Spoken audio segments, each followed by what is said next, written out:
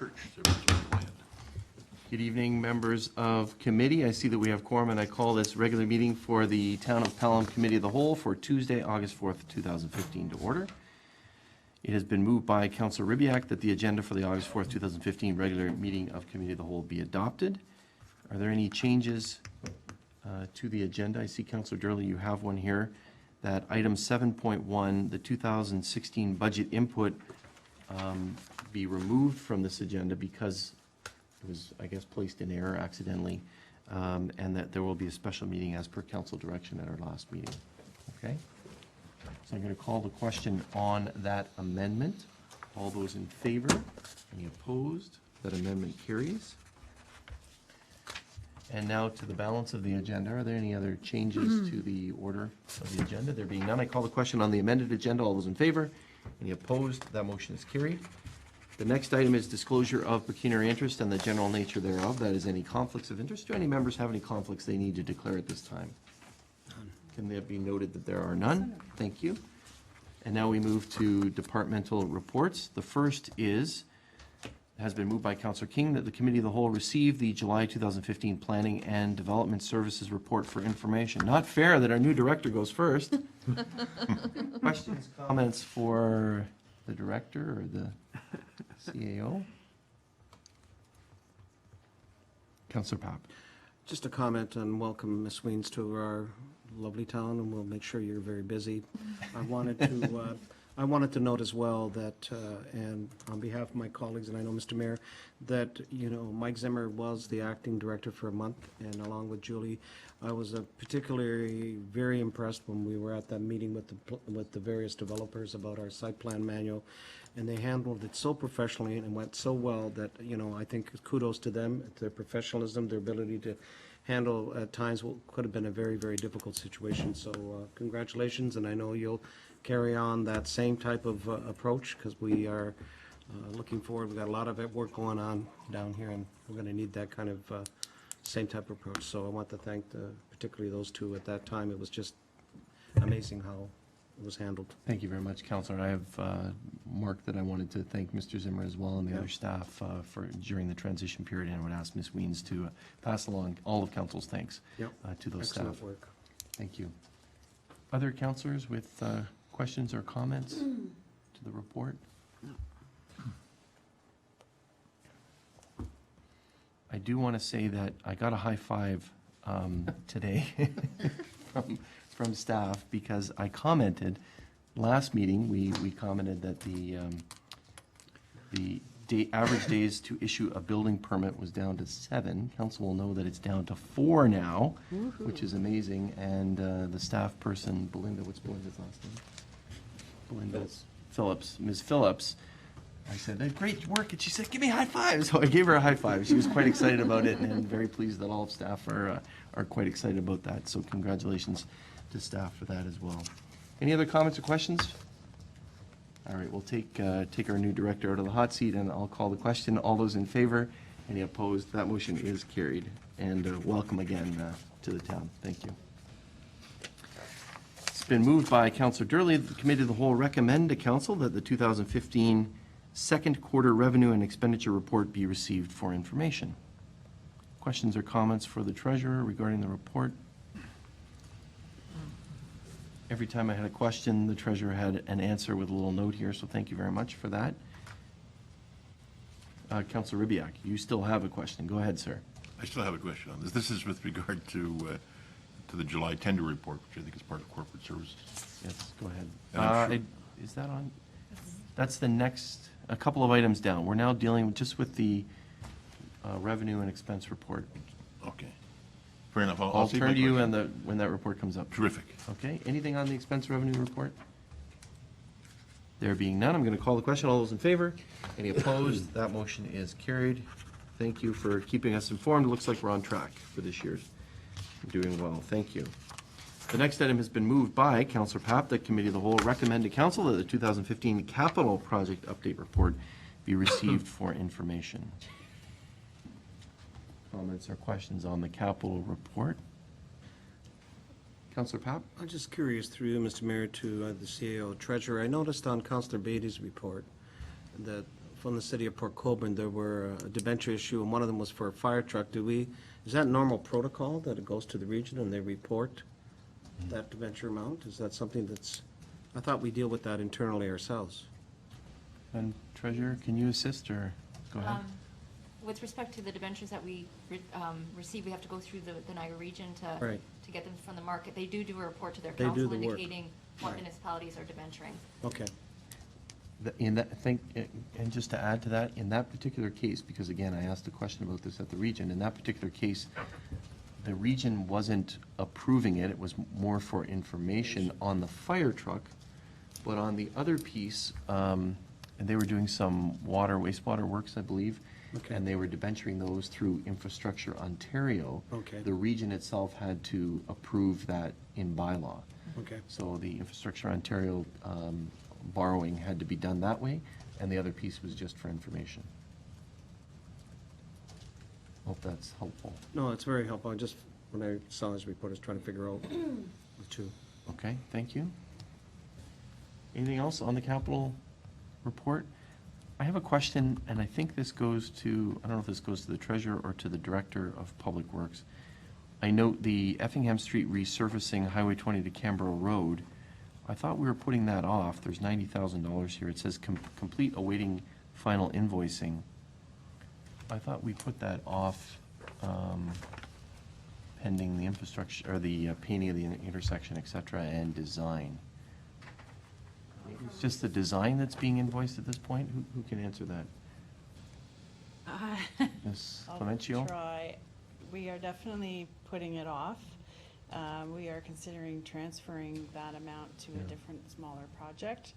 So I'm not too sure what the nature of that comment Okay. is. We can go Maybe correct if, it. Madam Treasurer, if you can look at that and correct, or do you have the information now? That's correct. It is, it was thought to be between Canberra Road and Highway 20. Mhm. And that is complete and waiting for invoicing. So when I reviewed the report today, I noted that it was the wrong section, and it should say that it's being deferred.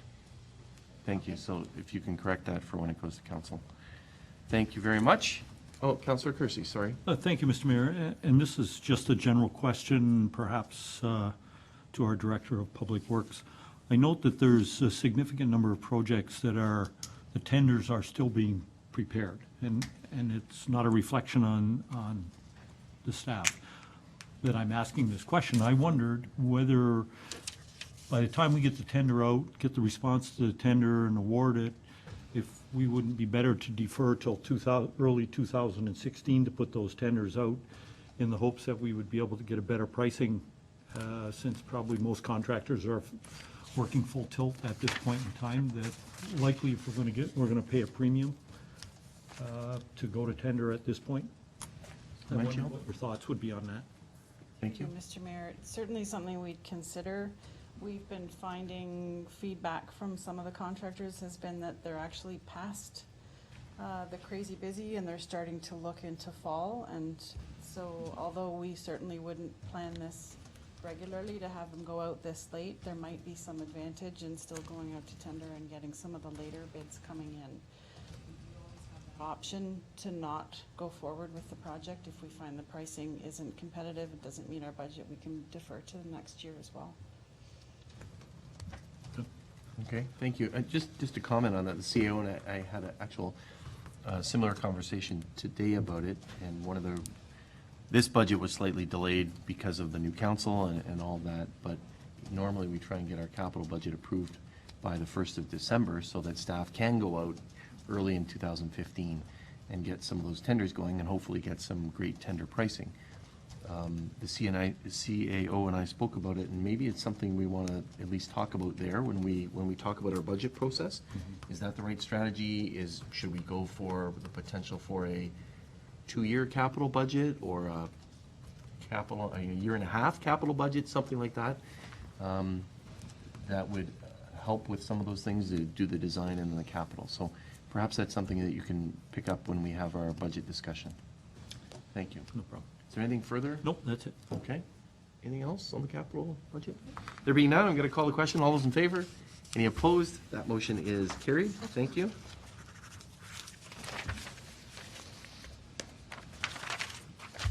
It's been moved by Councillor Papp that Committee of the Whole receive the July 2015 Corporate Services Monthly Report for information. Councillor Ribbiak. The tender report, item 2015 PW19, I have to ask, at the risk of probably looking completely ridiculous at the end of it, but what is a birth bath, and why do we need a guarantee of its elimination, or their elimination? I'm sure it's a technical term and it means something, but I don't know. Or a typo, one or the other. Who can answer that? I defer to Vicky. Ms. Van Ravensway, under the tender for the court surfacing, Oh, is that where it is? Yeah, Yeah. guaranteed elimination of birth baths. Bird baths. Is that bird baths or Bird baths. birth baths? It's, through you, Mr. Mayor, it's actually what they call bird baths. In other words, puddles.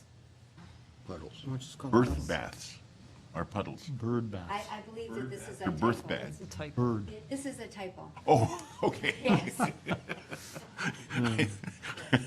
Thank you. So perhaps we can change the report to say puddle, Maybe puddles would be better. I would understand puddles. but Mr. maybe it's Mayor. one of those tennis things like love or something. Anyways,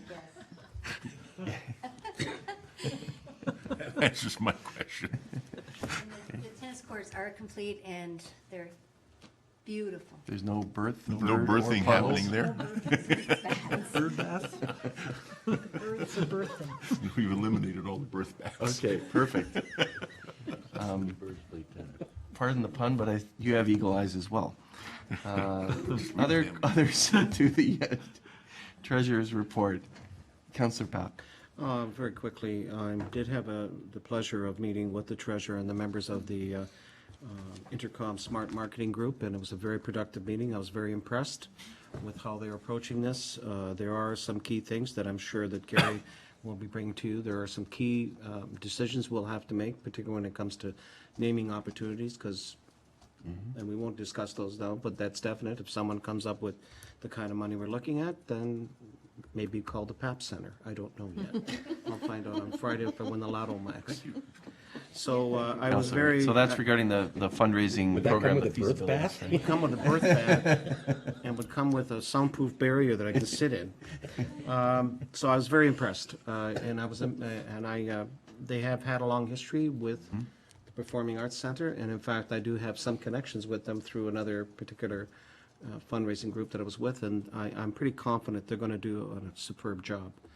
The second question I had is maybe you can, whether it's yourself, Madam Treasurer, someone, can you explain to me, maybe I'm like Councillor Ribbick, I'm trying to understand, why are we rezoning the old fire station to for sale purpose? Am I misreading this?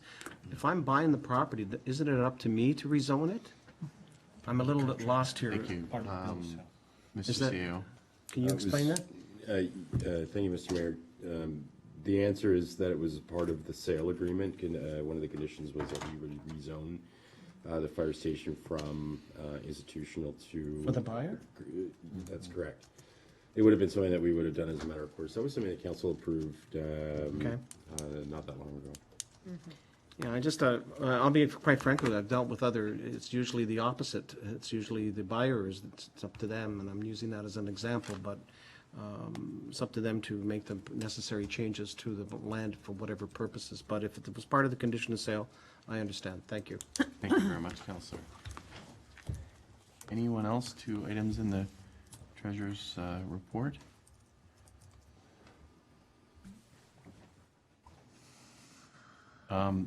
Wi-Fi in Peace Park, Madam Treasurer, and you added the arena, which is great.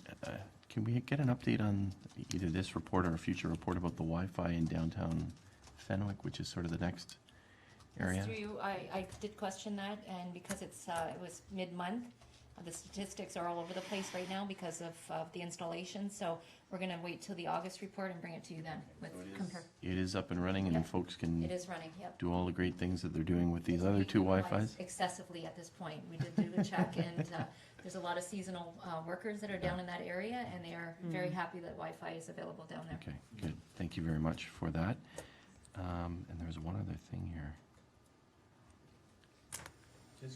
grant award projects, you're saying here that there is a funding piece coming up September 11th, 2015. Can you just elaborate a little bit on that? Yes, through you, Mr. Mayor, they just announced another OSIF, Ontario Communities Infrastructure Fund grant. There's several different components to that grant application. There's the fixed component, which we are receiving $112,000 annually from. There's the OSIF small grant component, and then there's the small communities fund. OSIF small grant application process is limited to $2 million funding. The other one is not limited and will go up to, I believe it's 50% of the funding that you're requesting. So a report will be coming to council on the 24th with a recommendation on what projects to go forward with. Maybe we can have, we haven't heard anything on the Canada 150th, although the election, the writ has been dropped, so very pleased to see that the airport received funding, and I thank Councillor Durley for being there on behalf of all of council, and Councillor Ribiak certainly as the chair of the commission. Perhaps we can have an update on sort of general grants, not general grant, but general grants in total on, with that report, Mr. CAO? Is there something that the council can receive? Because there's a lot of concern and across the community about this issue, and certainly it's one of the pieces of the challenge map that we have in terms of government grants. It's similar to fundraising. Is there some way that we can get some additional information on that at a future committee meeting? Yes, Mr. Mayor, I'll be happy to put a second piece of the grant information onto the Treasurer's report with regards to the OSIF grant. There is a number of, as well as council is aware, there is not any available grant opportunities at this point from any level of government to help support community centers. The grants from the federal and provincial governments are very focused on road infrastructure, bridge infrastructure, and water-based water infrastructure. So I'll be happy to provide a little bit more detail in that area about grants in general, what we've applied for and what we can apply, and what money is available, etc. There's also the question about, can you apply for a project in a road area, for example, that would remove capital that could be then transferred onto the community center. And I'll certainly be happy to report on that as well. Okay, thank you very much. I think it's important. It has had some discussion at council. It was one of the pieces that we talked about briefly at the council session that we had regarding the challenge map.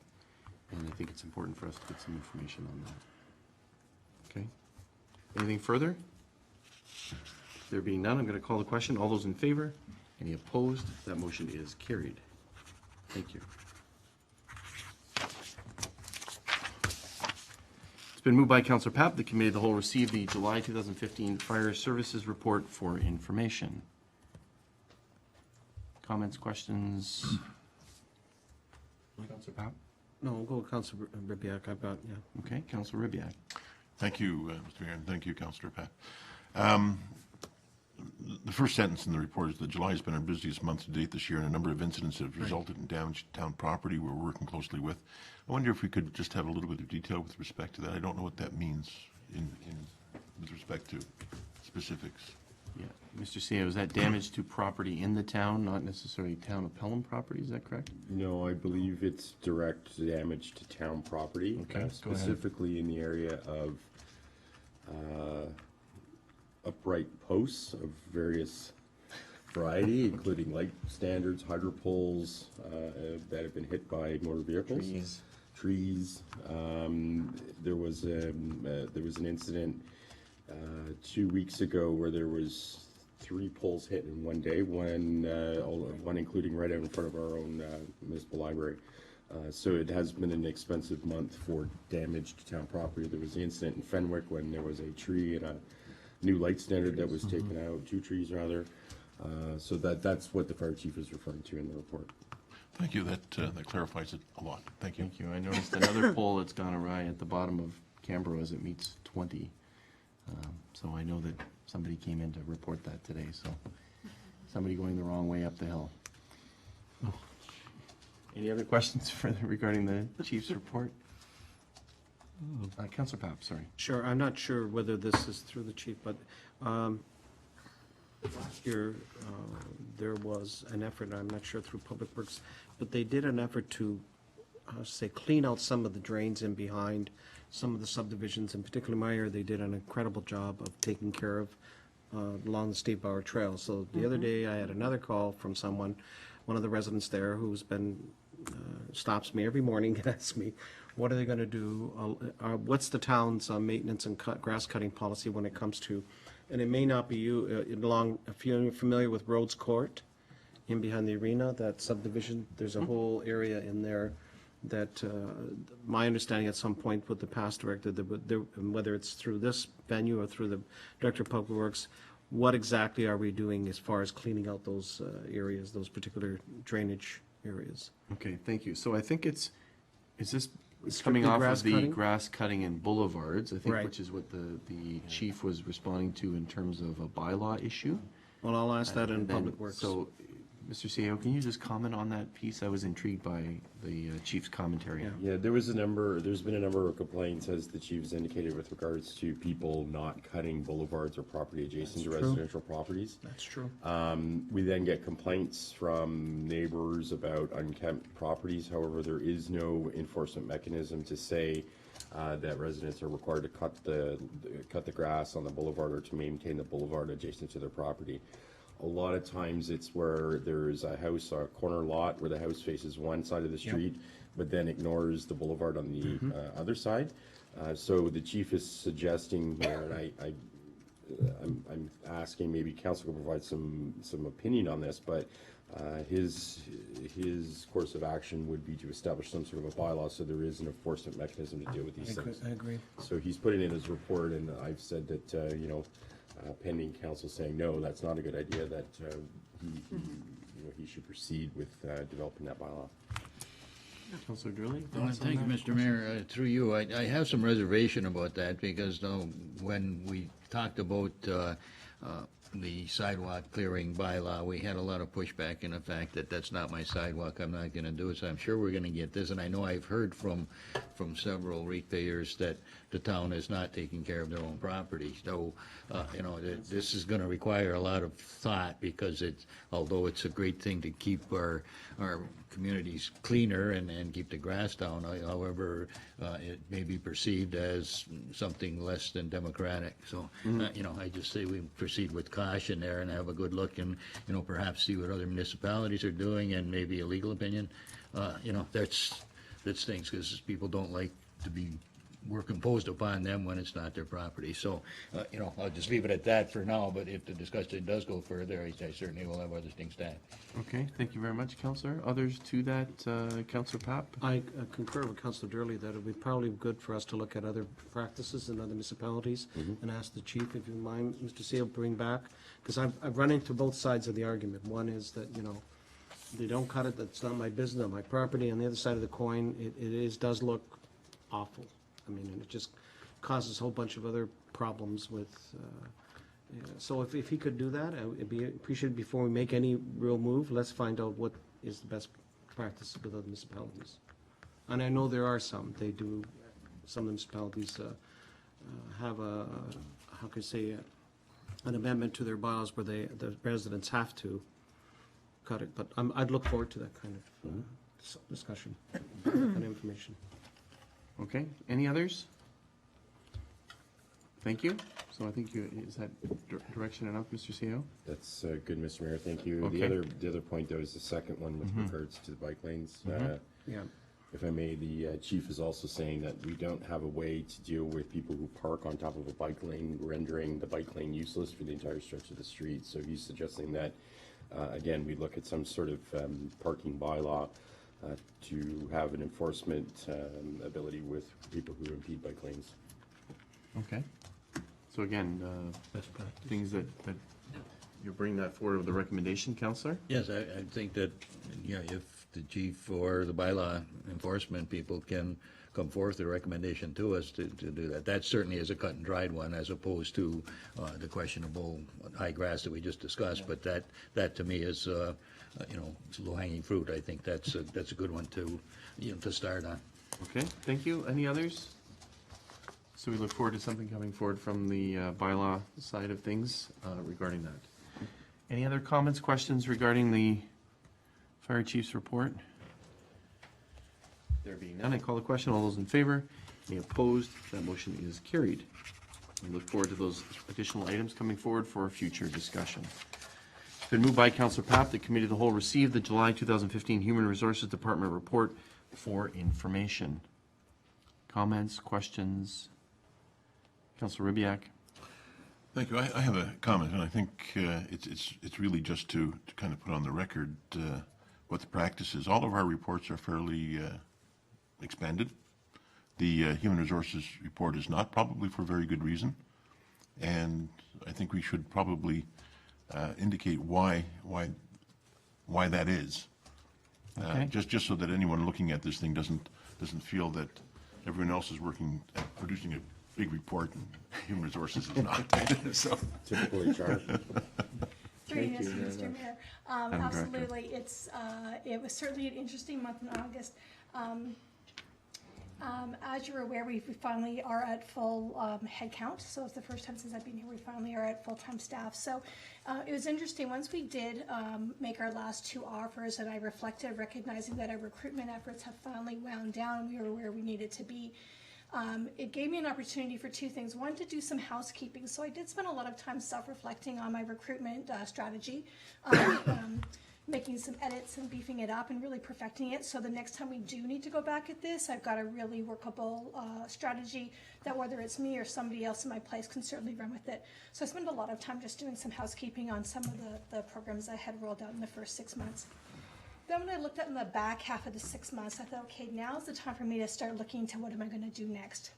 And the first thing, and there's so many exciting things I could have done, but I recognized that I didn't really know where I was headed. So what I really needed to do is spend some time doing some self-reflection. So you can see I included in what I called the HR roadmap, which really just, and it did take me some time to really just sit down and reflect and understand what were my priorities, how were I going to drive these, and what were my key initiatives. From there, I'm really happy to say that I recognize now that the work that I am doing is on that retention block of my five priorities, and it's really now just opened my eyes as to where I'm headed. So I've got some exciting stuff I know I'm going to be able to report to you in August, but I really needed this month of July to wrap up what I was working on and to take a moment, stop, reflect, so that I can do the back half of the year with I'm hoping some great successes. Okay, thank you. Councillor? terrific. And indeed, the roadmap is an excellent roadmap, and it does give us reason to expect that we will have reports on these various pieces as they come along. Thank you, Mr. Mayor. That was informative. Thank you. Thank you. Anything else for the director? Thank you. We look forward to seeing a little bit more in the reports, but thank you very much for that explanation in terms of where you're at and this roadmap for moving forward in terms of driving retention. I would presume also delivering a superior employee experience is part of that retention strategy, and that all of senior management, not just yourself, would be involved in all of these initiatives as well. So thank you very much for outlining that. Any other comments or questions for the director? There being none, I call the question. All those in favor? Any opposed? That motion is carried. It's been moved by Councillor Durley. The Committee of the Whole received the July 2015 Public Works and Utilities Report for information. Councillor Papp, I'm going to turn to you. You had a question regarding a particular Sure. issue here. Absolutely, Mr. Mayor, through you to the director. I'm just trying to, I've had a couple of inquiries, particularly along the line of, and I don't know if it fits under the forestry, it has to do with the trails that go in behind subdivisions. And this particular one, I'll just maybe send you the particulars. They just want to know if it's on some sort of schedule of us, redeveloping, deforesting, making the area clear. And I'm thinking the area behind, not Deborah, but Edward Street, where they cleaned out the whole area, and it's just phenomenal. It's just but this lady across the street wants to know if that's part of a program that we do all the time. I thought that was something we were. The one on Beckett, Councillor? Yeah, no, the one over on Rhodes Court, all the way down in the back. And it was a scene of a flood. If you remember a couple of years ago, that roadway was flooded over, and we made some changes. So I don't need, I just need to know whether it's part of regular maintenance or upgrade. Madam Director, and it is in your report about stormwater ponds and the maintenance under review. Can you comment on it? And Because it drains out to the big pond on Beckett, you're right. It's part of that system. Yeah, in terms of your question, I don't know. I'd have to have Okay, some more that's fine. details to find out some more.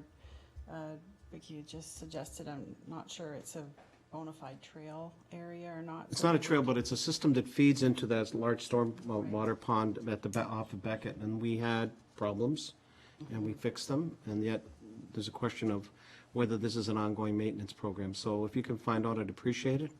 And through you, And Mr. secondly, if I may, Mr. Go Mayor, ahead. the other question is, I've seen a great job with removal of the ash trees and those that have died, but this question came up again about our tree replacement policy with trees that the town has planted throughout the, so I just, people are asking, like, are you gonna remove? There's several areas I know where there's trees that have, I normally don't get into, but the trees have, they're dying, they're done. And they're on town property, they want to know, what's our policy, do we come along? If they send in a public service request, would they replace the trees? So I'm thinking one in particular along Beckett, there's about 6 trees along that boulevard that they're all, they're done. You're right. They're done, and, Along the northern part of that. exactly, boulevard, yeah. along that whole boulevard. So what is our, I mean, you don't have to, just if you can give me some idea and direction of where we go with that. Is it something you can look into for our PNP meeting? Yeah, I certainly can. I'm not aware of a formal policy about replacement. In the discussions we've had about ash, part of the talk Right. about the cost was, right. do we include some for replacement? This last request that we had to take the emergency ones down, there was no inclusion for replacement trees. But generally, when we're talking, that's part of the conversation, is what we're gonna replace these with in the future. So it is included in the regular budget. In terms of this in particular, though, I haven't seen a policy, but I will certainly investigate and get back to You know you. where I'm going with it, because before the ash tree, came up, a number of our subdivisions have trees that have been planted by the town. They've put them in there for years and years and years. And I remember asking last term, what's the direction? Do you automatically replace these if a resident calls through public, do you go in and replace the tree and we replace it like the town does? Or not? So if you could clarify, that would help, because people are unsure. Or asking the same thing like we talked about grass cutting, saying, you put the tree there and now it's died, and are you gonna come and replace the tree? Through you, Mr. Mayor, what I've seen so far is that the trees are generally replaced unless they were posing a threat, if they were heaving sidewalk or they Right. resulted in a claim. Right. So it's case by case, but generally the intention So it's case is by case. to, Okay, except I will investigate and see if we can maybe formalize that into a policy that's a little firmer. Construction going forward, very strict. We've got the engineering standards about what we do in new developments, but for replacements, Right. we could improve that. good, I appreciate that, thank you. Good, thank you. Mr. CO, do you want to still add? Thank you, Mr. Mayor. Just to build on what the director said, the contract normally for tree removal on boulevards, street trees is in the fall. And we usually remove and replace in the fall at that time. So yeah, there is a method to the madness. I know the director is still going through a full cycle, Right. year Trying to cycle, but understand that that. is generally what the town would do. Well, thank you, Mr. Sue, that's what I understood, that, so there's a program in place that somebody can come along, and these trees, I'm thinking of one, so the town will go in and replace the trees. Yes, and I think council in the past has talked about I'll say 2-for-1 policy, so you Right. remove one tree, Right, you put that's right, 2 we in did. if possible. But then upon investigation, I'm not sure that that's a policy per se, but maybe it's probably one that we should look at. It might be a practice. And then in some of the situations, longer ring councilors will recall a practice where on Hay Street, where we had to remove a number of trees in order to facilitate the construction of a sidewalk on the west side of the road, we had a policy where we offered a tree to somebody to put in their backyard to make up for the tree that we removed from a boulevard. So it probably would be a good discussion to have, and maybe the director can bring forward something to P&P meeting about a tree policy that we can look at. Thank you. Councillor Kersey, you're poised to talk about trees? Not trees. Not trees? Anyone else on trees at this point? We'll look forward to that discussion. Councillor Kersey. Thank you, Mr. Mayor, through you to our director. First a comment and then a question. I was quite taken aback that it appears with respect to the drainage issues that were on Port Robinson Road, there seems to have been very little conversation between the design engineer and the town and the expectations of who does what and when and how that resulted in the flooding that we had on Port Robinson Road. I'm pleased to see that, I assume when you refer to the engineering group, you're referring to your group, that you're reviewing in-house processes and how we deal with design and what we look for and elements that we look for. Madam Director, yes? For those folks at home that are anxiously awaiting your response? Sure. Holding in their breath. It's a difficult position because you don't want to always point back to what was done in the past. But we've inherited this. We have the designs in hand, we have what was actually constructed, and we're scratching our heads a bit as to how these things slip through. So initial response was to contain the problem, to figure out what we can do so the storms don't happen again, to affect, the flooding doesn't happen again like that, which I think we're getting there. We've got some construction planned for August that has been organized by the consulting group.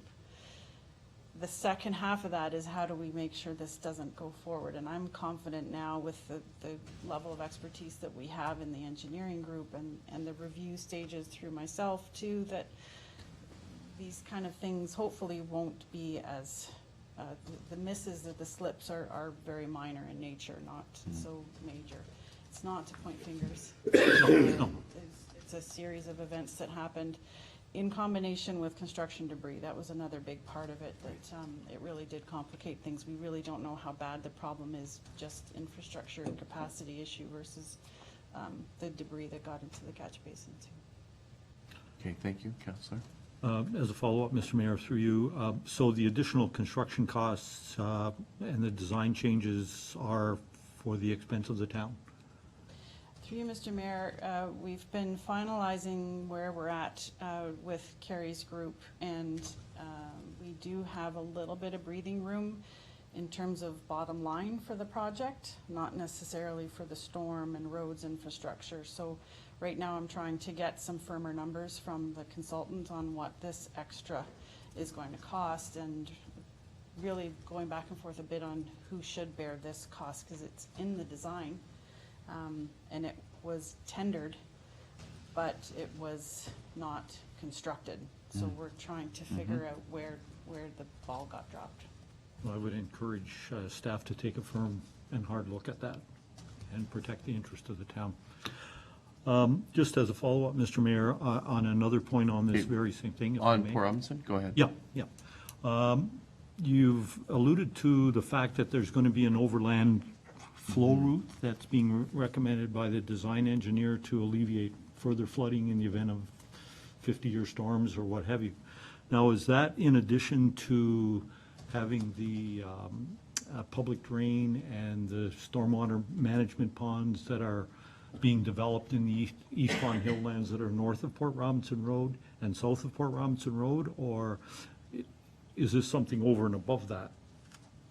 Through you, Mr. Mayor, it's a very localized overland flow route, essentially getting the water off of the road in the low part of Port Robinson Road into the swale. So it's because curb and sidewalk was put in there, the water's being trapped. I see. And the engineer has suggested a curb cut or a lower area, that in that problem area we could, without it being a big cosmetic effect, having the water have a spill route to go should a large storm event happen again. I see. So it's a very localized issue then, not dealing with the water that came across the land that the landowner demonstrated to us in their drawings.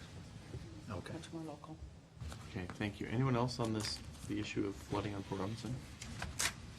Just to that point that Councillor Kersey raises, Madam Director, I was compelled by the picture where not only the water was ponding in front of that house, but water was coming across that field. And the drain, I understood, is really for the roadway, not for draining agricultural land. Can you just clarify sort of what we're talking about here in terms of the overland, the overland route that you talk about? It had, the storm infrastructure there has been designed to take on the watershed that was identified, which includes the land drainage, the localized Okay. land drainage. It Okay. is recognized as all part of what needs to be done. Okay.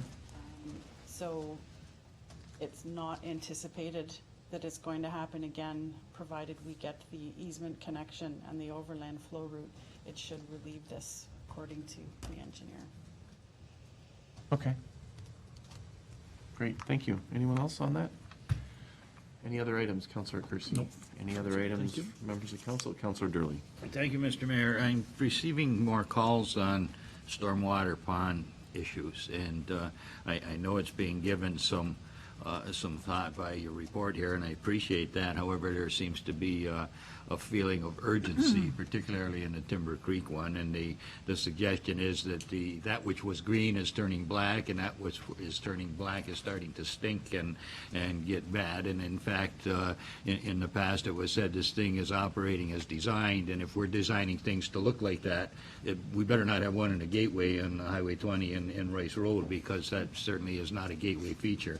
But, this is something that really needs attention going forward. And again, you've inherited this situation, but there needs to be something done, because if these people look out their deck, and there are many people there with decks that overlook this pond, that could be a beautiful thing, and actually was when they started to build, but now they're looking out and saying, it certainly isn't what it could be. And that's not the only one. There are a couple. Beckett is another one that I've heard some complaints on. However, this one in particular is certainly on the front burner, and I'm still getting phone calls from at least those people that have signed that petition. So, there seems to be an immediacy on their part to see some action happening, because it is becoming a worse sight daily. So, and again, this is just for information, and I'm not going to ask you to stall other things to do it, but I'm asking you to make sure that this does receive some attention, because it's becoming a very serious matter in these people's minds.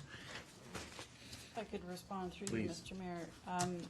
Odor has not been something brought to my attention yet. The Timber Creek petition, we did go and investigate there. I don't have any record of odor complaints. I went myself to most of these, and I haven't come across any that smell. That said, there's definitely algae on some of them. So we are trying to compile this list to figure out what we've got in terms of approvals and such. The grass maintenance is another issue, the vegetation on the outward banks. We have a price from our contractor to add those ponds to the list, provided they're not going to encroach on the critical vegetation for the pond. We could sum that up and bring that forward as part of this to say, could we get approval for that additional funding to give the contractor to start the maintenance right away on the grass cutting. The algae issue is a little more complicated. It is a visual aesthetic, but it is critical to how the pond functions. So my fear is that there might be some education needed for people to understand these aren't going to be crystal clear Babbling Brook ponds. They do have these cosmetic complications sometimes as well. So there's some give and take. We want to make sure that, yes, the ponds are functioning, and if it isn't, we would get it corrected. But there might be some understanding for residents that need to see why it is that the algae grows.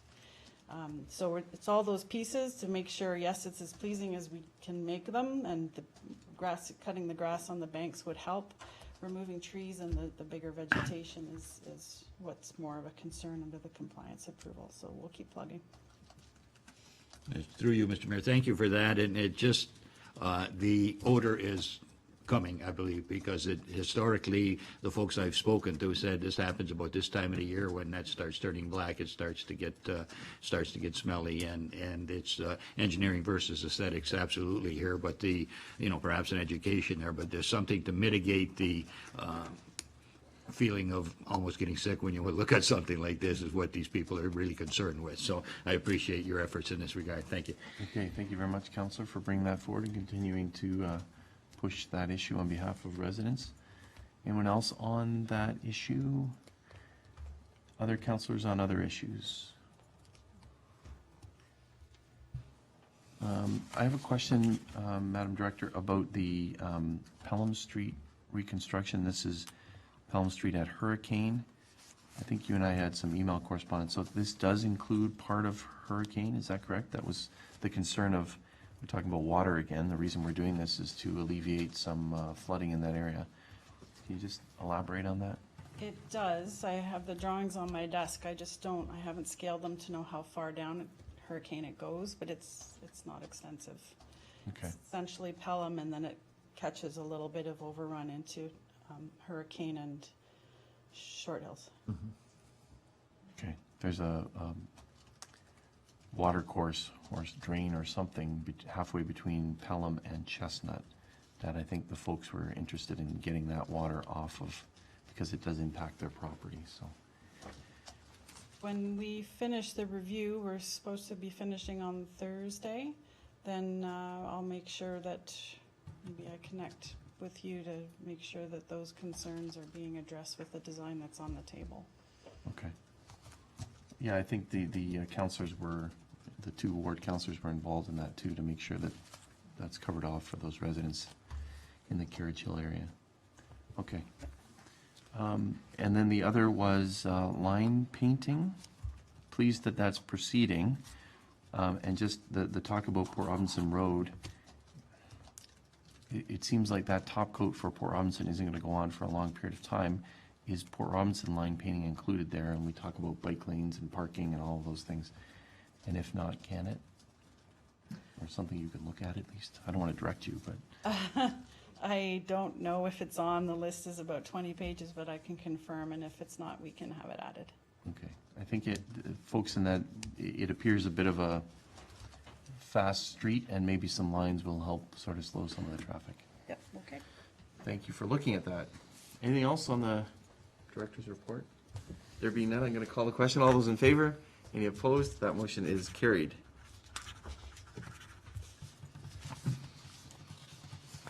It's been moved by Councillor King that Committee of the Whole receive the July 2015 Recreation, Culture, and Wellness Department report for information. Questions, comments? Councillor Papp? Well, just quickly, I have a couple other questions. The Thursday night experience, you must have read my mind on this, because a couple of the business, these are the people that are actually participating in those events, correct? The vendors, that's who you're surveying? Through you, Mr. Mayor? That's who you're Through talking? you, Mr. Mayor, no, we're not surveying the vendors will be surveyed, but these are the attendees. Okay, at some point, I'd like to talk about, because there's a couple issues were raised about a couple of the people participating in the supper market are struggling. And they just asked what, could happen, and I'll share that with you. And they're just worried that they may not be able to continue. They're not getting the sales. Others are doing fine. And I can think of the one in particular that was mentioning, and I just thought that's what you were trying to do, is how can you alter your business model to provide, because I'd hate to see this particular group leave. But anyhow, I'll leave it at that. Okay. Okay, thank you. Others to the supper market piece, others to other parts of the director's report. Councillor? Thanks, Mr. Mayor. I have a couple of areas. The first, I think, is pretty simple. It's fairly technical. I wonder whether the director might explain the math with regard to the Department Overview and Statistics, the facility Pelham Arena Pad, off-season non-ice rentals.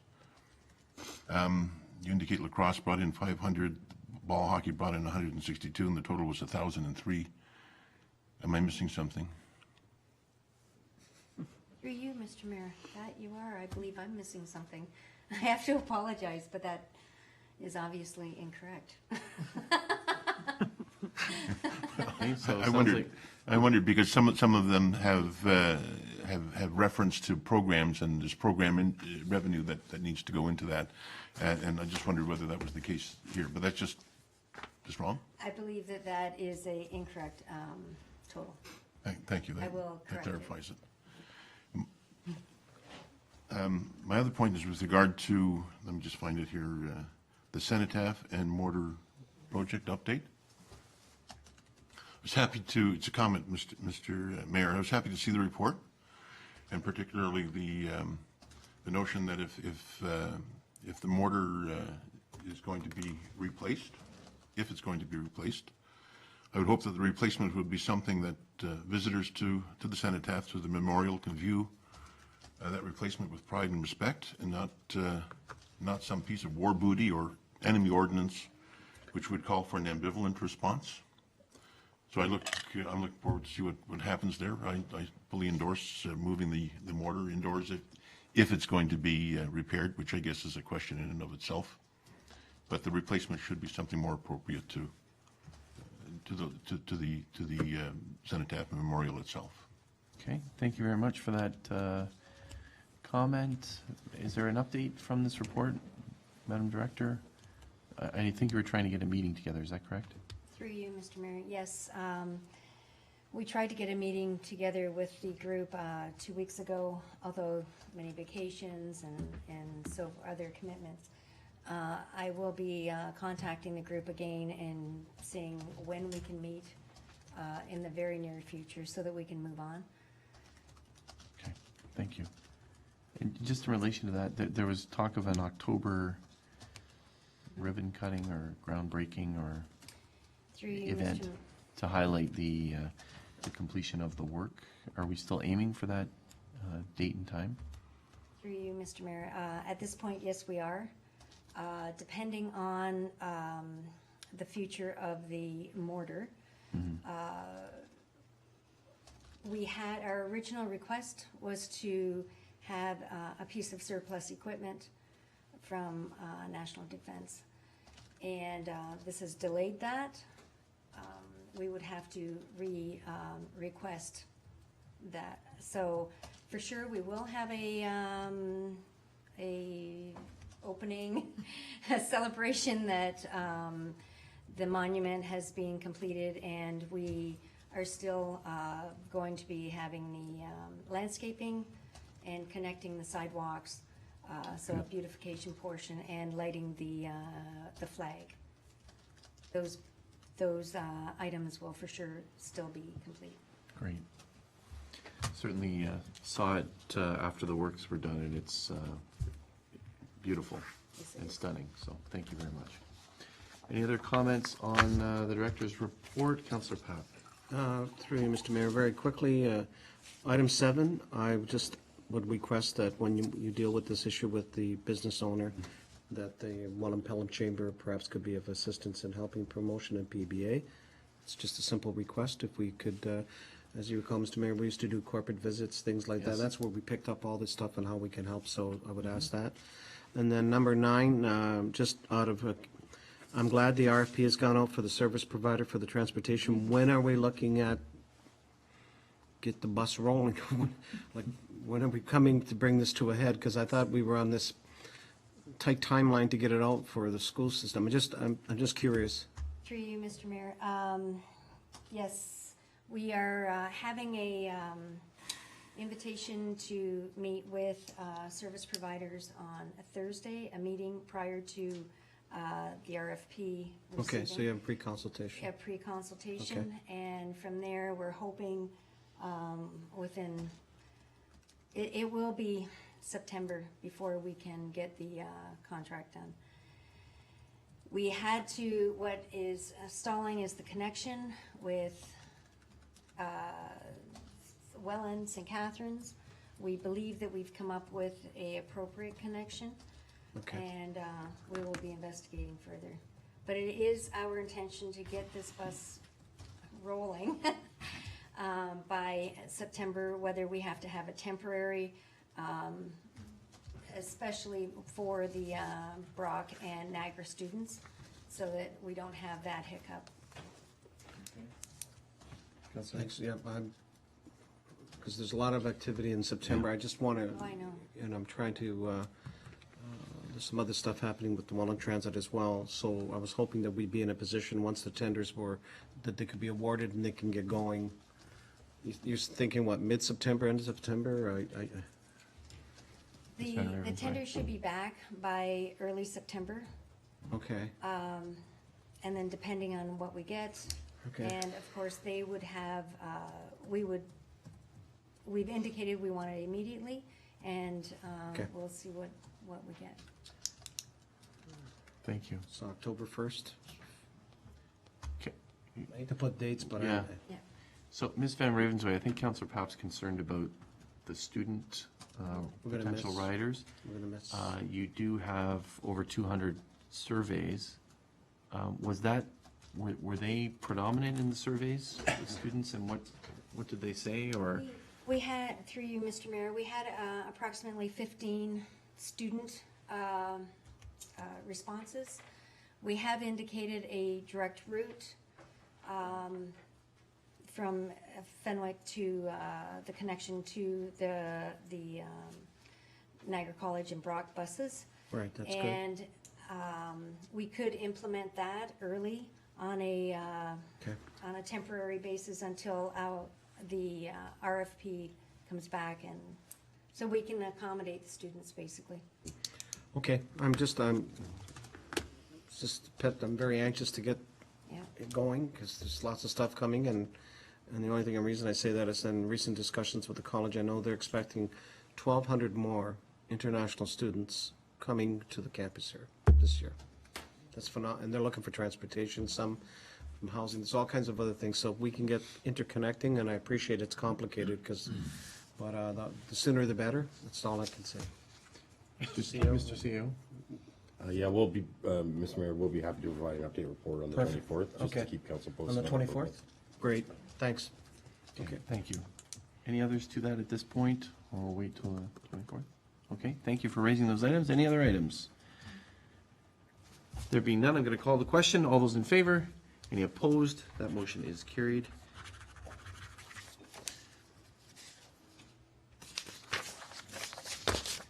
It was a busy month, I should say that, so thank you, Ms. Van Ravensway and others. And I did want to say thank you to the Director of Public Works, getting ready for that party in Fenwick with the pole and everything that went down, and I know that staff did extra work on that, so thank you for that. Okay, now to administration, and it has been moved by Councilor Ribbiak that Committee of the Whole receive the July 2015 Clerk's Department Report for information.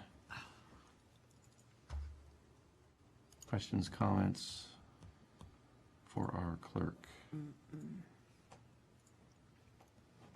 Councilor Kersey. Thank you, Mr. Mayor. Merely a comment regarding item number 5, the interdepartmental team on openness and transparency. I must say that it was quite a hit at Summerfest.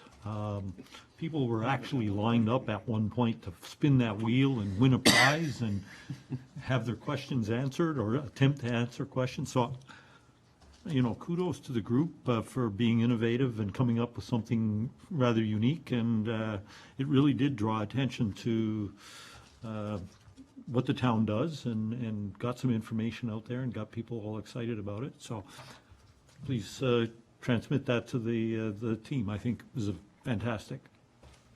Thank you, Councilor. Others to that, Mr. CAO?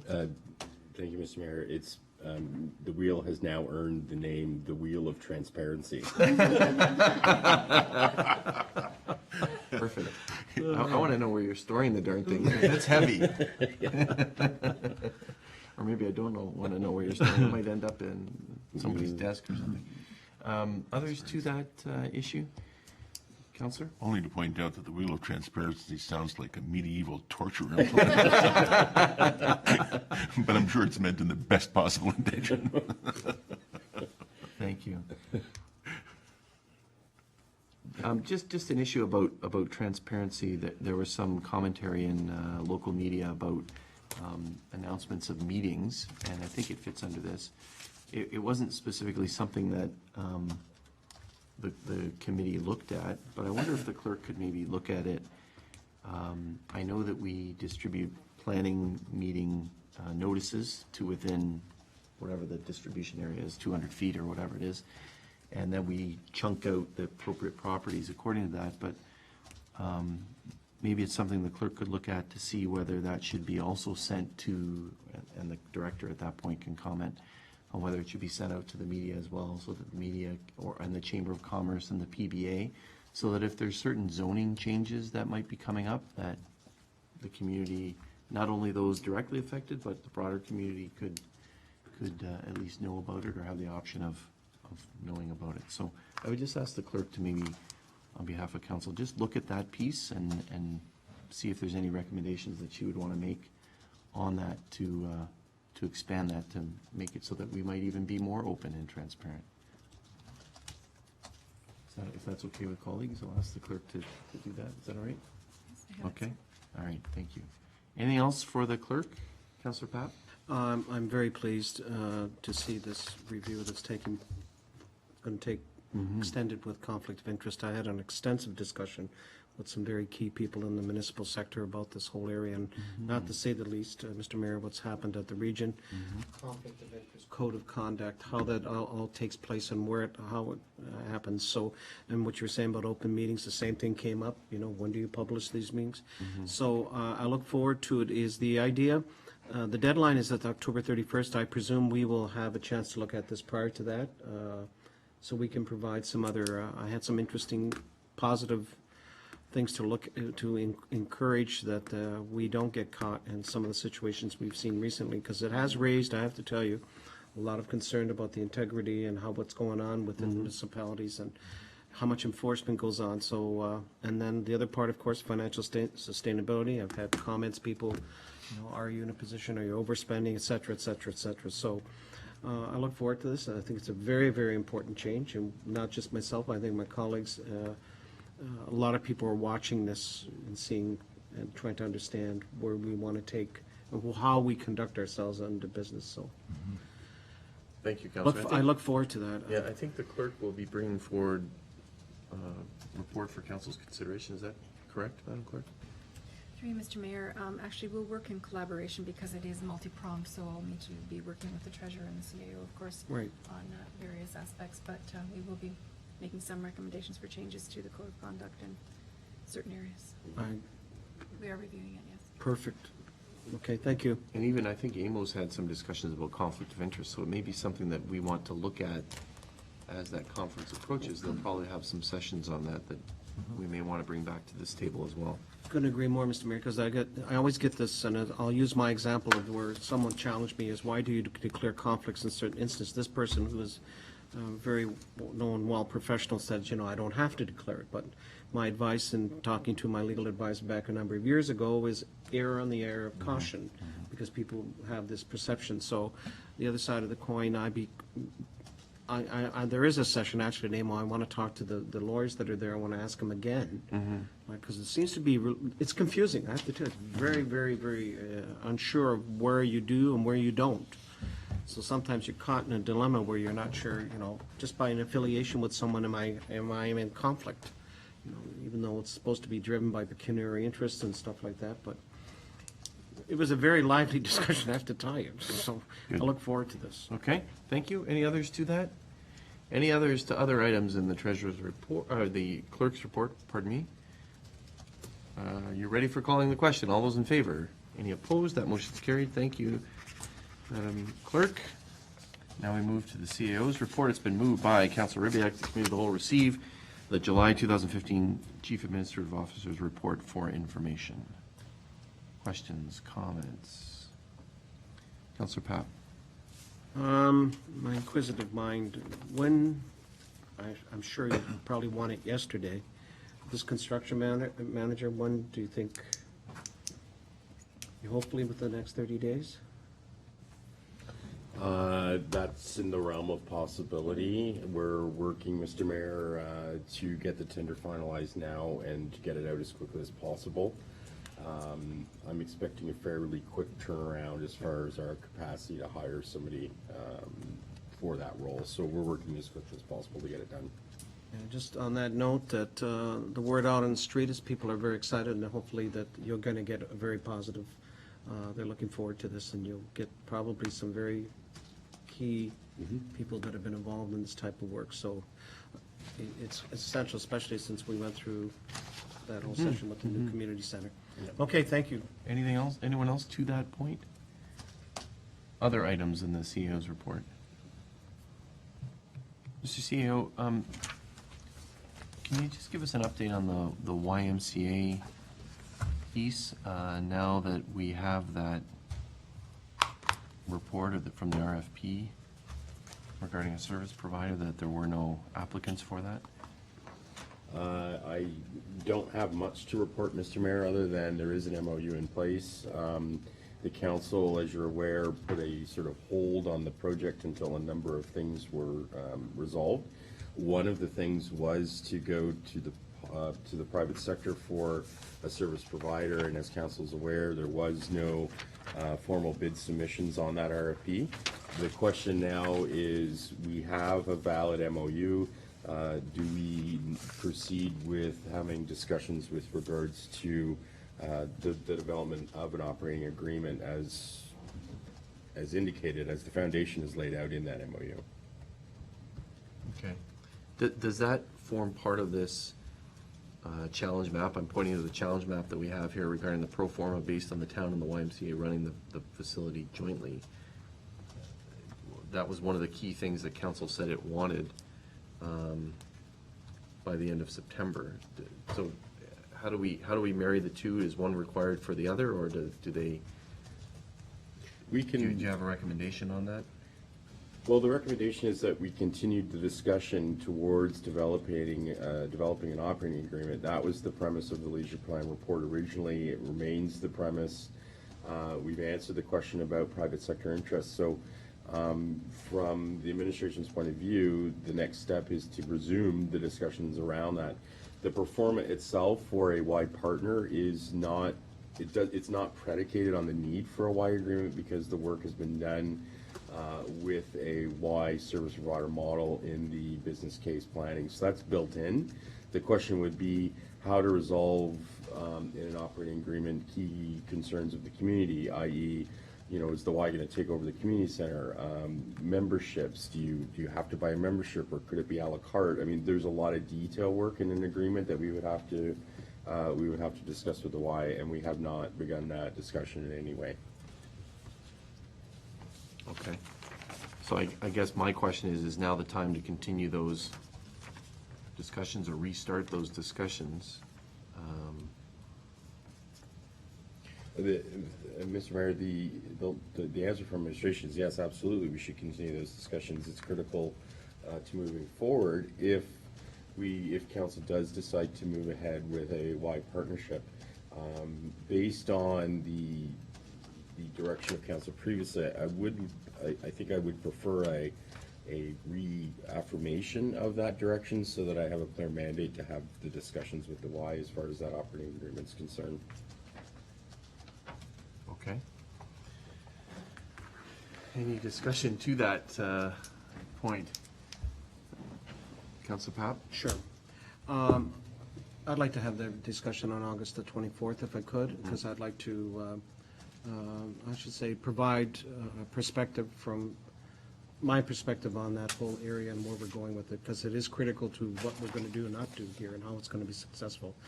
So I'd like that opportunity, and I will be contacting the clerk about providing some background on it, so we get clear on what we actually are moving forward with.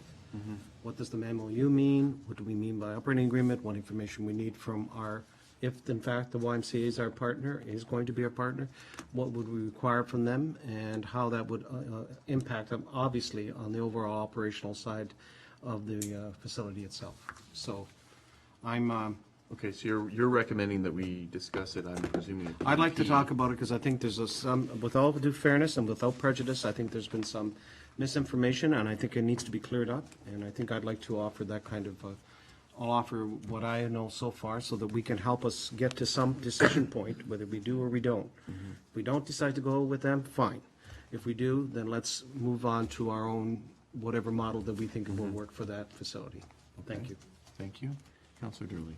Thank you, Mr. Mayor. Having witnessed some discussion at the ADAC, I think one of the key components of this argument is going to be the operation of the gyms, and if in fact the walking track will be above that. And I think that is a key element that we need to check with how it's going to operate, and whether it's going to be in the control of the Y, or if it's going to be in control of our own staff. And I think that is something that certainly needs to be really discussed deeply, and I think it's critical to some of the feelings of the folks that are sitting not only on the ADAC committee, but are related to the ADAC committee as far as programs and using different programs. And the gyms are, like I say, the key component of the multi-use center that will be under discussion and under close scrutiny, I might add. So, that I look forward to having a good discussion about that, if in fact it is going to be on the 24th, as Councilor Papp suggests. Thank you. Just suggesting that. Okay, Thanks. thank you. Others to that? Are we okay to have that discussion on the 24th? I think, yeah, we're not prepared to do it this evening. No, no. And staff can come forward with additional, or remind us of the report, the MOU, et cetera. Other key facts, it et back, cetera. right. So bring it back to us at that point. Mhm. Okay. Any other instructions for staff as that comes back to us at this point? Or maybe you can, as we, in the intervening weeks between then and now, you can contact the CAO, and if there's other information that you'd like for that meeting so that we can have a complete discussion on that. Councilor Ribbiak? Some clarification. Our challenge map indicates that work would be done on pro formas with the Y and without the Y by September 30th. And we're proposing discussion on August 24th. Are we going to have the information we're going to need by August 24th? Mr. CAO? Again, the pro forma with the Y piece is the work that's already been completed, making Y assumptions. So it's not to say that it's not flexible. The questions that I think a lot of people have are, things around the flexibility items. So I think the perception is that it's an all or nothing proposition, which is not the case. So if council was to say, okay, we would like to have an operating agreement with the Ys, they, for example, would operate the fitness center, but the gyms will remain under the operation of the town, that's fine. That's something that we can negotiate. But we're looking at the key components around the fitness center and the gymnasiums as far as the work that's already been done and the assumptions that have been made. So we won't have any problems presenting a pro forma on that. The question is, what would an operating partnership arrangement look like with the Y, and what are the parameters of that? What are the sort of things that the town wants to maintain? What are the things that make sense for the Y to maintain, and then come up with an agreement on how that happens? And the cost implications, through you, Mr. Mayor, the cost implications of that will be available for the discussion on August 24th. Absolutely. If you take one thing away, then you have to adequately adjust the revenue and expense side. So, Right. So I think with the counselor, I'm just not clear, we're talking about the same thing. So I think the counselor's asking, will both of these pieces, although they're supposed to be done by the end of September, I'm pointing to the pro forma on the Y and the staff preparing a pro forma on this, that this town is running the entire center, those will be ready for discussion on the 24th as well? That's what the counselor's asking. oh, sorry, no, they will be ready for the September 30th meeting, but we'll have substantial information that we can contribute to the conversation on the 24th. Okay, I guess we'll wait and see whether we have enough to actually make decisions, but that would be my concern. That we would need to know both in order to be able to make some decisions about which way we would want to jump. My response, Mr. Mayor, would be simply to say that the information that has already been documented is what the project is predicated on. So providing a pro forma on the Y operating is exactly what you're already in possession of. The question for us is the pro forma for the town operating it, which is something that we have we have still work to do on that, which we're, as the senior management team, working as a collaborative effort to get that ready for council. And I think what the CAO was saying in terms, when I asked the question about the YMCA, he's saying that the work is on hold pending results of the RSP, which we have, but he's also saying that he wants council direction to proceed, I guess. So, and Councilor Papp indicated that that would occur, the discussion of that or consideration of that could occur on the 24th. Others agreed, so. Correct, Mr. I Mayor. think, so it's sort of a, it's not necessarily saying, again, here's the agreement, this is what it is, sign on the dotted line, discussion on the 24th. As I see it, it's carry on with the discussion. These are the things that we're concerned about as you move forward, should you move forward. Okay? Councilor Papp, anything And further on then, that? I couldn't agree more. I mean, I don't want, I'm not pressuring, we gotta make a move. You gotta have this discussion. With all the detail, all the information. We got one piece, get the other piece, then we gotta make decide for ourselves, who do we want to run the facility? Yeah. And what's the impact of all that? And I'm not trying to oversimplify, but maybe I am. But we gotta get past this, because we'll be chasing our tail for trying to figure all this stuff out. In the meantime, we still are trying to decide on the cost of building. There's several other components. Lots of moving pieces. There's lots of stuff that's like a moving target. I don't mean it, and it's actually a good thing, because then it sets our sights on what we realistically relevancy to what we're trying to achieve over there. And who's going to do it? So I look for, if it can't be done on the 24th, I'm just saying, I'm putting on the table, I would like to share some of my own perspective on this as well.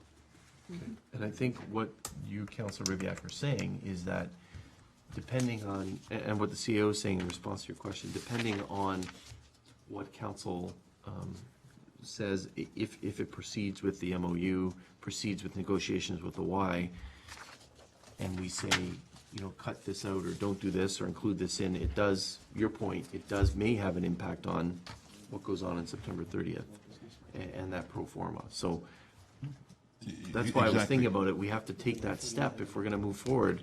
Otherwise, we're just using assumptions from, as the CEO indicated last year. Exactly, Mr. Mayor. It seems to me that the choice we have is, do we partner with the Y or do we not? Right. And we need to know the costs of each in order to be able to make a good decision. But I'm looking forward to the discussion on the 24th, and if enough information is there, then we can make progress. And I guess if it isn't, we won't. But I'm concerned about it. Okay, thank you.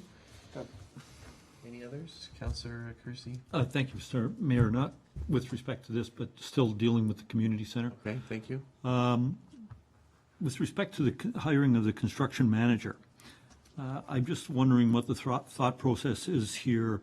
If and when we hire the construction manager and he comes in and looks at the footprint, and presumably he's going to use his expertise to give us some feedback.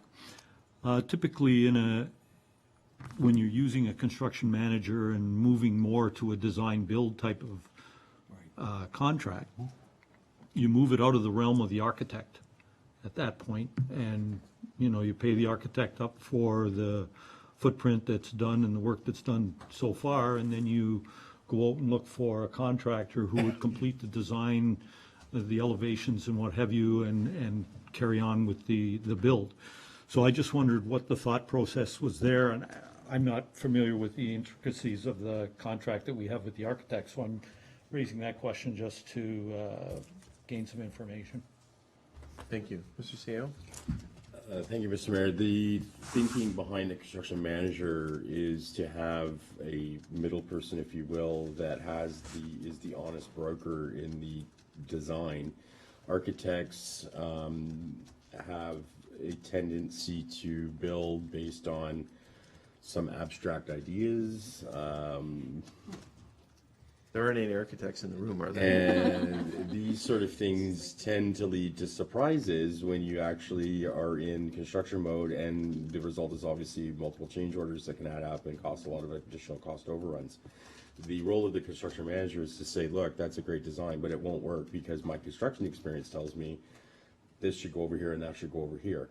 So it's really a way of having the discussion during the design phase with the construction experts at the table to avoid the surprises when you head into construction, as opposed to bringing them on after you go to tender and it's too late. So it's the expertise at the table to have that conversation between, they basically act as the town's expert on the project, and the thing that gives some confidence in that objectivity is the fact that they're not paid on a commission or they're not paid on the scope of the project. It's simply a flat fee for service. So they do the same amount of work regardless of what the changes in the design are, and they've got no stake in that. So it really does help them be an objective oversight over the design. So that's really what we're hoping to get out of it. The other thing is to look at things like finishes and the other things that can add up and say, well, you may not need Italian marble. This other product we've used successfully in other builds, it's a fraction of the cost. So all of those things combined going through the design process to really get the project down to a point where it's affordable and resilient in the long run. So just to formally answer the counselor's question who asked, does this, I'm putting words in your mouth, does this essentially supplant the architect and get rid of the architect? No. You're saying no, it certainly No. doesn't. No, But it's part of the absolutely team. It's a team approach. You bring in another expert to the table so that the architect is kept in a realm of reasonableness and not in the world of, postmodernist starchitect design, you could call it. Go ahead, So Counselor. just as a follow-up, Mr. CAO, through you, Mr. Mayor, does our contract with the architect supplant the idea that if the construction manager were to recommend that we go directly to a contractor who has the in-house capability of completing the design with respect to elevations and what have you, that might result in some significant cost savings? We can't do that. Do you understand my question? Does a contract that we have with the architect go right through to the production of construction drawings? That's correct, That's Mr. Mayor. what That is we're, the the contract. contract. And at this point in the game, to switch to a different firm or a different architect would not be productive. It would cost a lot of additional funds. So there's not an issue with the architect, and I don't want to suggest there is. I think that the construction manager coming in at the design phase is a great thing to have because it just provides some additional peace of mind financially that what you're building is not going to result in a bunch of surprises during construction. Even more importantly, is going to function the way it's supposed to over the next 50 years, as opposed to something that would last 10 years and then you're into major capital improvements or upgrades. I couldn't agree with you more. I was more interested in whether there was some things that we could massage in the architectural realm, but obviously not. So that's fine. I'm very pleased that we're going with this construction manager. I think it will save us more than his fee in the long run. Thank you. Others? Counselor Bob? And to pick up on Councilor Kersey, I have worked in projects where the architect had that type of contract, but in fact, the construction manager was ultimately responsible to the municipality and controlled it. They would work quite well to be efficient, identify some functional areas that need to be changed. On the flip side, I did see some horror stories where things were missed, and the architect came back, and we had to go through a massive change order on this healthcare facility, and it was hard trying to explain how some of the stuff was like. So this is a great move, and I think it will work. I think it'll help us in the end sort of contain and sort of decide where we want materials and the overall building design itself. I see it win-win all the way around. Good. Thank you. Anyone else? There being none, I'm going to call the question on receipt of the CAO's report and moving ahead with that discussion on the 24th of August. I'm going to call the question. All those in favor? Any opposed? That motion is carried. And it has been moved by Councillor Papp that this regular meeting of Committee of the Whole be adjourned until the next regular committee scheduled for Monday, August 24th, 2015, unless sooner called by the mayor. Please note the difference in timing. Instead of being on the 17th, it is on the 24th because of the AMO conference. All those in favor? Any opposed? That motion is carried. This meeting is adjourned. Thank you. Don't get used to this. It doesn't happen often. Darn.